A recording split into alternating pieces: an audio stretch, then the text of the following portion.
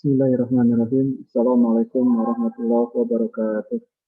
Alhamdulillahirrahmanirrahim. Para mahasiswa yang berbanggakan, bertemu kembali di pertemuan keempat pada mata kuliah Pendidikan Pancasila. Dan Alhamdulillah, pertemuan ini kita akan coba mengkaji tentang konsep materi yang berhubungan dengan sejarah perjuangan bangsa dan sejarah perumusan Pancasila. Dua hal ini merupakan dua hal yang tidak bisa dipisahkan dalam proses sejarah perjuangan bangsa Indonesia, kemudian lahirnya ideologi Pancasila di Indonesia. Nah, baik para mahasiswa yang Bapak banggakan, di awal Bapak sudah membahas di pertemuan kedua dan ketiga tentang nilai-nilai Pancasila yang ternyata sudah ada dan sudah tertanam sejak zaman kerajaan pada masa Nusantara, dari mulai kerajaan Majapahit, dari mulai kerajaan Kutai, kemudian Sriwijaya sampai Majapahit. Nah, di pertemuan ini kita akan coba bagaimana konsep kajian Pancasila dari segi sejarah perjuangan bangsa, dari mulai para founding father kita merumuskan gerakan nasional yang disebut dengan organisasi Budi Utomo, kemudian Sumpah Pemuda, sampai pada puncaknya adalah proklamasi Republik Indonesia tahun 1945. Baik, kita coba lihat yang pertama, bahwa konsep sejarah perjuangan bangsa dengan lahirnya Pancasila ini sangat erat kaitannya.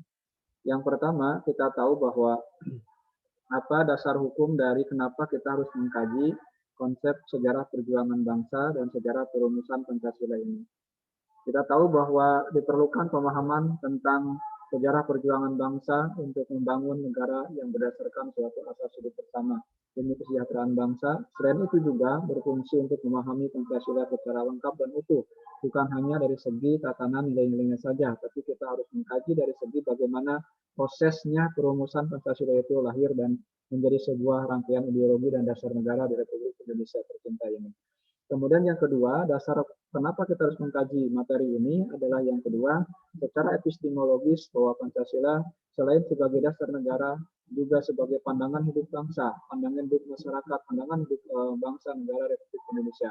Kemudian jiwa dan kepribadian bangsa, serta sebagai perjanjian luhur bangsa Indonesia waktu mendirikan bangsa dan negara Republik Indonesia ini yang dilakukan oleh para founding father kita.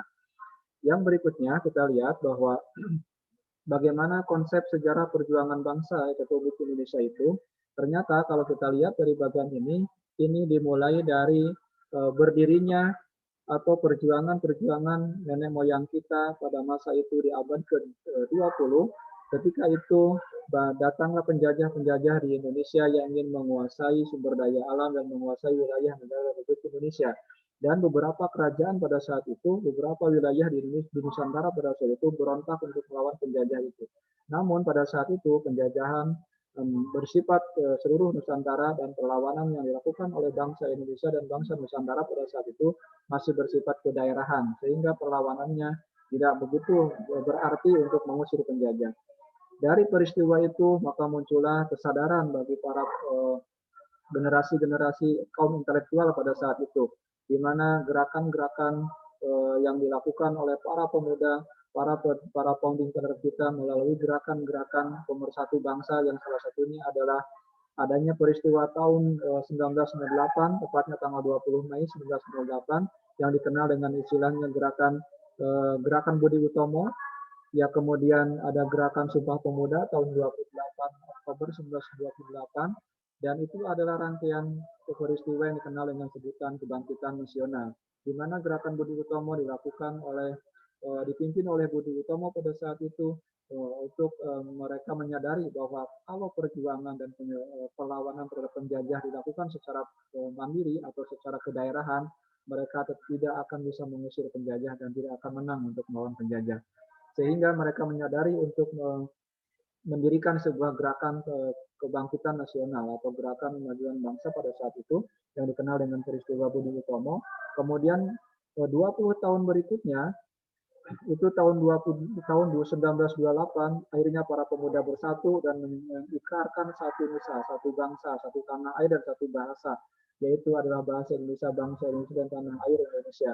Mereka sepakat para pemuda pada saat itu untuk bersama-sama berjuang mendirikan bangsa Indonesia, negara Indonesia, melalui perlawanan-perlawanan yang bersifat menyeluruh dari Sabang sampai Merauke pada saat itu.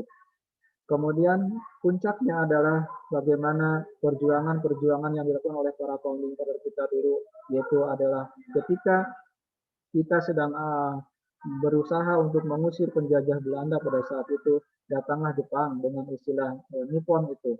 Kemudian Jepang datang ke Indonesia dengan janji yang sangat manis kepada Indonesia pada saat itu, yaitu tahun 1942, di mana Jepang memberikan janji, yaitu kami akan memberikan kemerdekaan kepada bangsa Indonesia asalkan kami dibantu oleh Anda semua bangsa Indonesia untuk mengusir Belanda menjajah negeri Indonesia ini. Akhirnya janji tersebut disambut manis oleh bangsa Indonesia, kemudian bangsa Indonesia membantu Jepang untuk mengusir Belanda. Nah, tepatnya singkat cerita bahwa Jepang berhasil diusir oleh Belanda, kemudian Indonesia dikuasai oleh Jepang. Kemudian ternyata janji Jepang untuk memberikan kemerdekaan kepada Indonesia itu hanya isapan jempol belaka.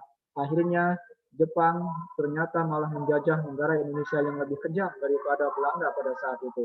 Sehingga para founding father kita berusaha sekuat tenaga untuk melakukan diplomasi, kemudian para pejuang kita melakukan bergerilya berperang melawan Jepang. Dan pada saat itu sekutu datang ke Indonesia, yaitu ingin menguasai kembali Indonesia. Di bawah naungan ada Amerika, ada Inggris, kemudian ada Belanda juga yang dikenal dengan istilah sekutu. Kemudian sekutu yang ditumpangi oleh Belanda pada saat itu berusaha untuk mengusir kembali Jepang dan ingin kembali menjajah Indonesia pada saat itu. Dan sehingga berbagai macam perlawanan yang dilakukan oleh tentara Jepang di berbagai macam daerah yang dikenal dengan Perang Asia Pasifik pada saat itu, Jepang mengalami kekalahan yang sangat besar. Puncaknya adalah Jepang diserang habis-habisan oleh sekutu, yaitu puncaknya tanggal 6 Agustus 1945 kota Hiroshima dibom atom oleh sekutu. Kemudian tanggal 9 Agustus 1945 kota Nagasaki dibom atom juga oleh sekutu.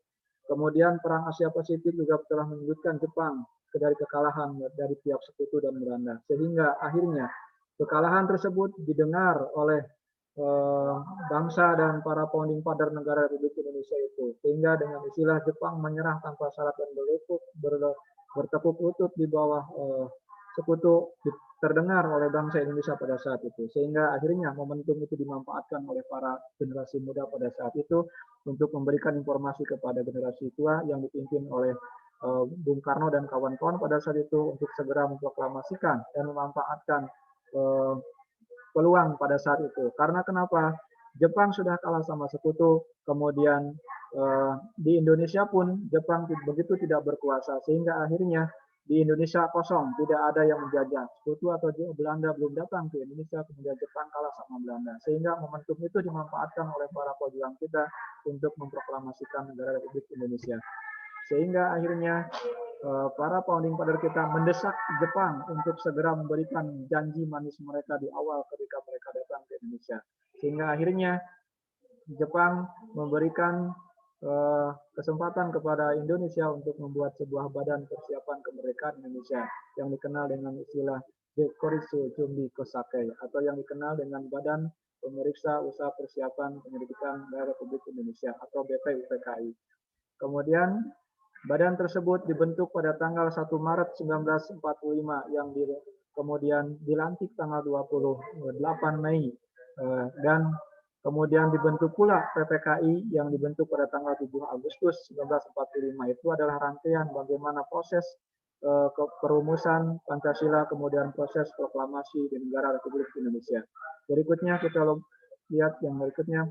Setelah BPUPKI dibentuk tanggal 1 Maret dan dilantik 1 Mei dan dilantik tanggal 18 Maret, maka akhirnya BPUPKI mengadakan sidang. Sidang yang diagenda ada 3, yaitu tanggal 29 sampai 1 Juni 1945, kemudian 18 Agustus 1945, 10 sampai 17 Agustus 1945, dan 18 Agustus 1945. Kita lihat sidang yang pertama yang dirumuskan oleh para founding father kita, yaitu mengenai sidang yang dilaksanakan tanggal 29 Mei sampai 1 Juni 1945. Ketika itu pada tanggal 29 Mei 1945, BPUPKI yang dipimpin oleh ketuanya Bapak Dr. Rajiman pada saat itu memberikan kesempatan kepada audiens untuk memberikan masukan-masukan mengenai dasar dan usulan dasar negara yang jikalau Indonesia merdeka suatu saat nanti. Dan sehingga atas dasar itulah, maka tanggal 29 Mei 1945, ya ketika Dr. Rajiman memberikan kesempatan kepada audiens untuk memberikan jikalau suatu saat Indonesia merdeka, apakah yang menjadi dasar negaranya. Kemudian berdirilah satu orang, yaitu Mr. Muhammad Yamin, untuk menyampaikan ide dan gagasannya tentang dasar negara yang akan menjadi dasar jikalau Indonesia suatu saat merdeka. Apa yang disampaikan oleh Muhammad Yamin yang terdiri dari satu adalah jikalau Indonesia suatu saat merdeka, yang menjadi dasar negaranya yang pertama adalah pri kebangsaan, pri kemanusiaan, pri ketuhanan, pri kerakyatan, dan kesejahteraan rakyat. Kemudian satu hari setelah itu tanggal 2 hari setelah itu tanggal 31 Mei 1945, begitupun Mr. Supomo menyampaikan gagasannya. Kata Supomo, jikalau suatu saat Indonesia merdeka, yang menjadi dasar negaranya, satu adalah persatuan, yang kedua adalah kekeluargaan, yang ketiga adalah keseimbangan lahir dan batin, yang keempat adalah musyawarah, dan yang kelima adalah keadilan rakyat. Kemudian beberapa hari kemudian BPUPKI mengadakan sidang kembali lanjutan dari sidang yang dilaksanakan tanggal 31 Mei 1945, dan Mr. Rajiman, Dr. Rajiman memberikan kesempatan kepada audiens untuk memberikan masukan dan tanggapannya jikalau suatu saat Indonesia merdeka, apa yang menjadi dasar negaranya pada saat itu. Dan tanggal 1 Juni 1945 sidang dilanjutkan, dan pada saat itu Soekarno mengacungkan tangan dan berpidato di hadapan sidang BPUPKI untuk menyampaikan gagasannya. Bung Karno bilang, jikalau suatu saat Indonesia merdeka, yang menjadi dasar negaranya adalah yang pertama, kebangsaan Indonesia. Yang kedua, internasionalisme atau pri kemanusiaan. Yang ketiga, mufakat atau demokrasi. Yang keempat, kesejahteraan sosial. Dan yang kelima adalah ketuhanan yang berkebudayaan. 5 dasar tersebut, 5 dasar rancangan dasar negara tersebut, saya beri nama dengan istilah Pancasila. Dan sejak itulah tanggal 1 Juni dikenal dengan istilah hari lahirnya Pancasila. Namun secara esensi bukan berarti nilai-nilai Pancasila terlahir 1 Juni, tapi pada hakikatnya nilai-nilai Pancasila sebenarnya sudah ada dan sudah tertanam dalam jati diri bangsa Indonesia sejak zaman kerajaan atau yang kita kenal dengan istilah masa kerajaan Nusantara pada saat itu. Puncaknya, kemudian 5 dasar yang diusulkan oleh para founding father kita dari mulai Muhammad Yamin, Supomo, dan Insinyur Soekarno. Kemudian pada tanggal 22 Juni 1945 itu dibentuklah atau diadakanlah sidang PPKI yang isinya adalah untuk merumuskan dasar negara yang sumbernya adalah dari usulan-usulan yang ketiga tokoh tersebut.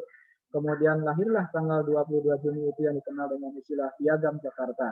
Piagam Jakarta tersebut yang di dalamnya adalah isinya adalah teks dari dasar negara yang dirumuskan oleh para founding father kita yang sudah dikristalisasi atau yang sudah dikemas menjadi poin-poin penting menjadi 5 dasar negara yang dikenal dengan istilah Pancasila. Karena pada saat itu BPUPKI menyetujui untuk nama dasar negara kita adalah Pancasila. Dan pada saat itu juga dasar negara Republik Indonesia sudah dirumuskan dalam bentuk